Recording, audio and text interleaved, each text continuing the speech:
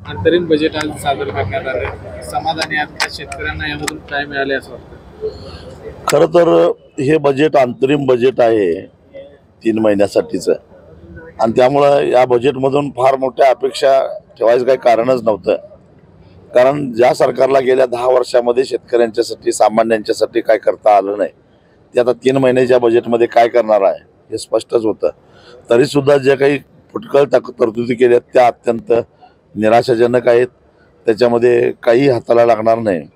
विशेषतः पाम तेल आयात केल्यामुळं जो मोठ्या प्रमाणामध्ये सोयाबीन उत्पादक शेतकऱ्यांना फटका बसलेला आहे आणि आता तर परिस्थिती अशी आहे की हमी भावापेक्षा कमी किमती सोयाबीनच्या झालेल्या आहेत। तीच अवस्था कापसाची झालेली आहे। ऊसाच्या बाबतीत बोलायचं झालं तर ऊसाच्या साखरेच्या निर्यातीवर बंदी घातल्यामुळं ऊसाचे दर शेतकऱ्यांना मिळत नाहीत आणि सरकार केवळ आणि केवळ PM किसान योजनेअंतर्गत एवढे एवढे पैसे दिले अशा प्रकारची आकडेवारी तोंडावर फेकत राहतं। माझं एकदा सरकारला सांगणं आहे की फक्त एकदाच गेल्या वर्षी खत किती खपलं आणि त्याचं बाजार मूल्य किती होतं आणि यावर्षी रासायनिक खत किती खपलं त्याचं बाजार मूल्य किती आहे आणि त्यातून गेल्या वर्षाचं बाजार मूल्य वजा जाता जी फरकाची रक्कम राहते ती PM किसान योजनेअंतर्गत जी रक्कम खर्ची पडली त्याच्यापेक्षा जास्त आहे का कमी आहे एवढं फक्त सरकारनं सांगावं।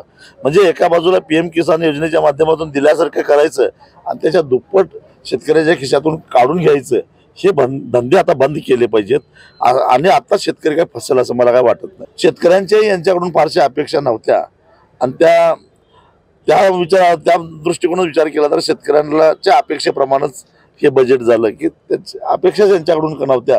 कारण 9-9.5 वर्षामध्ये काय केलं नाही आणि आता काय करणार आहेत। येणाऱ्या निवडणुकीला बघून हे बजेट झाले असं वाटतं। एक तर अंतरिम बजेट असल्यामुळे बऱ्याचशा मर्यादा पडतात तरी सुद्धा थोड्याफार फेरफार करता आल्या असत्या पण या सरकारमधल्या लोकांचा इतका अहंकार आणि आत्मविश्वास वाढलेला आहे काही केलं तरी आपल्यालाच लोक मतं देतील असं वाटल्यामुळं ना त्यांनी मध्यमवर्गीयाकडे बघितलं ना शेतकऱ्याकडे बघितलं ना व्यापाऱ्यांच्याकडे बघितलं ना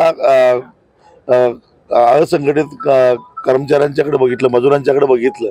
एकूणच अत्यंत निराशाजनक असं बजेट आहे आणि यातून हे सरकार पुन्हा काय सत्तेवर आलं तर फार काय करेल असा संदेश देणारं बजेट मला काय यातून दिसलं नाही।